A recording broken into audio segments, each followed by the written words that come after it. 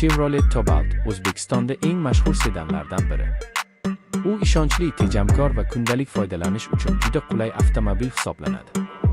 Birinchi marta 2011 yilda taqdim etilgan va shu paytdan boshlab oilaviy mashina sifatida keng tarqalgan. Tashqi ko'rinishi sodda va jiddiy, ichki saloni esa keng va qulay.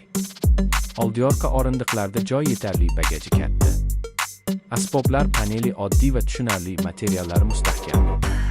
Cobalt odatda 1.5 litrli benzin dvigatel bilan keladi. U shahar va trassada ravon yuradi, yoqilg'i sarfi kam. Mexanik va avtomat uzatma variantlari mavjud. Xizmat ko'rsatish arzon, ehtiyot qismlari oson topiladi. Lada Granta va Hyundai Accent kabi mashinalar bilan solishtirganda, Cobalt narxi va tejamkorligi bilan ustun. Eng katta afzalligi, ishonchliligi, oddiy texnologiyasi va uzoq xizmat muddati.